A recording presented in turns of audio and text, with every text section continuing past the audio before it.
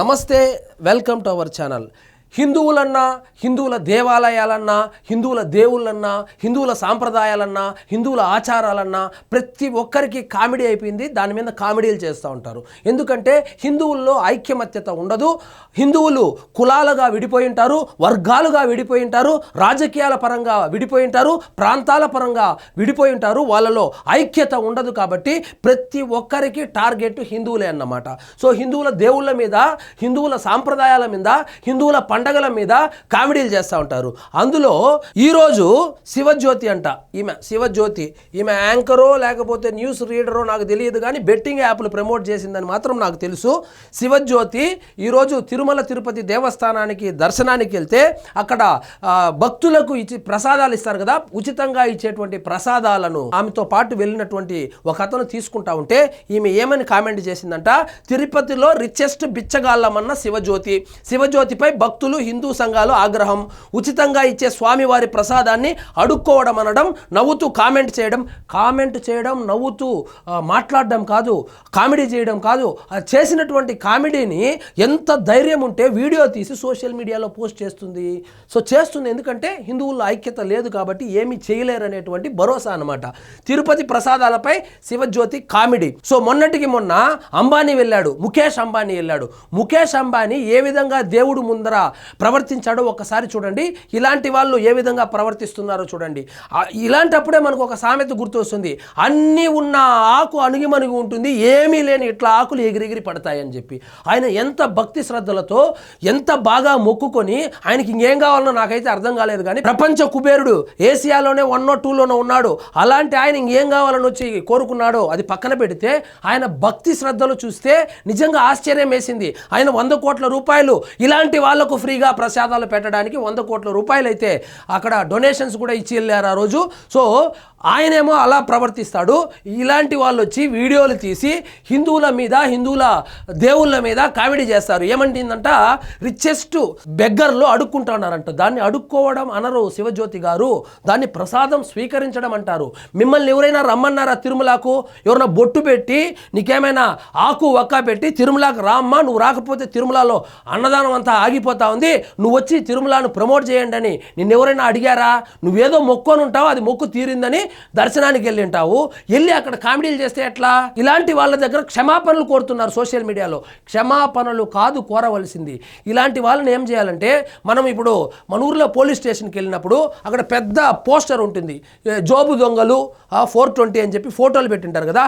అట్లా తిరుమల తిరుపతి దేవస్థానానికి సంబంధించి కామెడీ చేసే వాళ్ళను, అక్కడ రీల్స్ చేసే వాళ్ళను, వాళ్ళందరిది ఫోటోలు పెట్టి ఈ వ్యక్తులకు ప్రవేశం లేదని పెడితే ఇది తగ్గుతుంది. అంతేగాని క్షమాపణ చెప్పు, వీడియో డిలీట్ చేయంటే వీడియో కూడా డిలీట్ చేసినట్టుంది. జరగవలసినటువంటి పబ్లిసిటీ వచ్చేసింది, ఇప్పుడు డిలీట్ చేసింది అనుకోండి. మొత్తానికి ఇట్లాంటి వాళ్ళది పెద్ద ఫ్లెక్సీ కొట్టించాలి. అక్కడ ఫ్లెక్సీ కొట్టించి ఇలాంటి వాళ్లకు ఆలయంలో ప్రవేశం లేదు, బహిష్కరించబడ్డారు, వెలివేయబడ్డారని చెబితే కానీ ఇలాంటివి పదే పదే రిపీట్ అవ్వదు. తిరుమల తిరుపతి దేవస్థానానికి సంబంధించి ఆ పరిసర ప్రాంతాల్లో ఇట్లాంటి రీల్స్ చేసుకోకూడదనేటువంటి రూల్స్ ఉన్నప్పటికీ కూడా దువాడ మాదిరిపోతుంది, నెలకు ఒకసారి పోయి ఫోటోలు తీసి రీల్స్ చేస్తూ ఉంటుంది అక్కడ. అదేవిధంగా మన రోజా మేడం అయితే ఆమె ఏదో వెళ్తుంది, ఆమె రీల్స్ చేయదు, వీడియోలు అయితే రిలీజ్ చేస్తూ ఉంటుంది. ప్రసాదాన్ని కామెడీ చేసింది. రిచెస్ట్ బిచ్చగాళ్ళము అడుక్కుంటున్నాం, ప్రసాదాన్ని అడుక్కుంటున్నామని చెప్తా ఉండేది. అడుక్కోవడం అంటే అది కాదు. అడుక్కోవడం అంటే స్టూడియోకి వెళ్ళి అవకాశాలను అడుగుతారు చూడు, దాన్ని అడుక్కోవడం అంటారు. అడుక్కోవడం అంటే ఒక రాజకీయ పార్టీ దగ్గర డబ్బులు తీసుకొని ఆ మంచి పార్టీ ఏది దానికి ఓట్లు వేయండి అని చెప్పి అడుక్కుంటారు చూడు, దాన్ని అడుక్కోవడం అంటారు. అదేవిధంగా టెలిగ్రామ్ గ్రూపుల్లో వెళ్ళి బెట్టింగ్ ఆడండి అని చెప్పి మెసేజ్లు పెడతారు చూడు, దాన్ని అడుక్కోవడం అంటారు. దీన్ని ప్రసాదం స్వీకరించడం అంటారు. నిజంగా దేవుడి మీద భక్తి ఉన్న వాళ్ళు ప్రసాదం ఇస్తే ఏం చేస్తారు? చెప్పులు కూడా తీసేసి చేత్తో తీసుకొని కళ్ళకు అద్దుకొని తీసుకునేటువంటి అలాంటి ప్రసాదాన్ని, అసలు తిరుమల ప్రసాదం అంటేనే దానికి ఉన్నటువంటి ప్రాముఖ్యత, దానికి ఉన్నటువంటి పవిత్రత తెలిస్తే కదా మనకు. మనకు తెలియకుండా కామెడీ చేస్తామన్నమాట.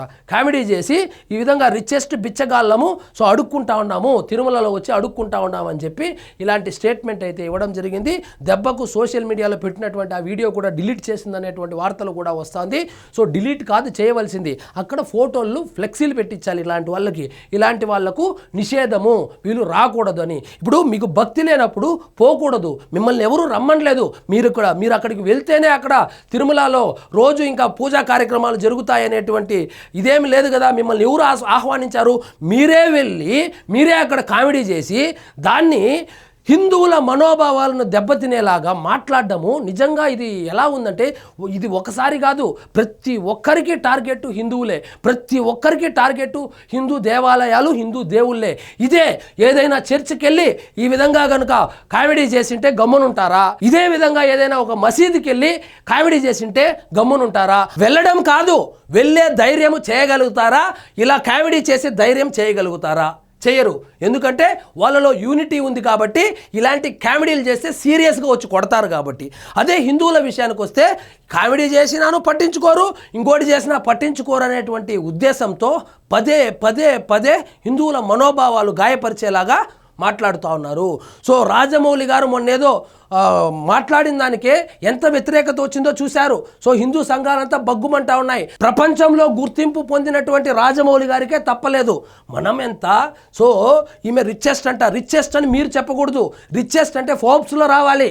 ముఖేష్ అంబానీని రిచెస్ట్ అంటారు. రిచెస్ట్ అంటే ఈమెదో తెలంగాణకు ఆంధ్రప్రదేశ్ మొత్తానికి ఈమె నెంబర్ 1గా ఉన్నట్లు, ఈమెతో పాటు వెళ్ళినటువంటి వాళ్ళు వీళ్ళంతా ఒక 10,000 20,000 కోట్ల రూపాయలు బ్యాంకులో అకౌంట్లు ఉన్నట్లు, షేర్లు ఉన్నట్లు బిల్డప్ ఇస్తుంది. కాబట్టి అన్నీ ఉన్న ఆకు అణిగిమణిగి ఉంటుంది, ఏమీ లేని ఆకు ఎగిరెగిరి పడుతుందని ఇలాంటి సందర్భాలను తెలుస్తుంది. సో ఖచ్చితంగా క్షమాపణలు కాదు, ఇలాంటి వాళ్ళను తిరుమల తిరుపతి దేవస్థానానికి రాకుండా నిర్దాక్షిణ్యంగా బ్యాన్ చేయాలి. ఒక 10 మందిని కనుక బ్యాన్ చేస్తే ఇక మీదట అక్కడ వచ్చి రీల్స్ చేయడాలు, ఇట్లా కామెడీలు చేయడాలు, ప్రసాదాల గురించి మాట్లాడాలు జరగదు. సో అక్కడ భక్తితో వెళ్ళాలే కానీ బలుపుతో వెళ్ళకూడదు. ఇలా బలుపుతో వచ్చే వాళ్ళందరినీ అసలు ఎందుకు రావాలి? వాళ్ళు వచ్చేది తినేది ఫ్రీగా ప్రసాదము, దాని మీద మళ్ళా కామెడీ. సో ఫైనల్గా నేను ఏం చెప్తున్నానంటే, తిరుమల తిరుపతి దేవస్థానానికి సంబంధించినటువంటి పాలక మండలి కూడా ఇటువంటి వాళ్ళ మీద కఠిన చర్యలు తీసుకోవాలి, కేసులు బుక్ చేయాలి. బుక్ చేసి వీళ్ళ ఫోటోలు అక్కడ పెట్టి వీళ్ళని బహిష్కరిస్తే కానీ ఇలాంటి వాటికి ఫుల్ స్టాప్ పడదు. సో ఇదండి ఈరోజు మన టాపిక్. మీకు ఈ వీడియో నచ్చినట్లయితే లైక్ చేయండి, షేర్ చేయండి, ఛానల్ మాత్రం సబ్స్క్రైబ్ చేసుకోవడం మర్చిపోదు.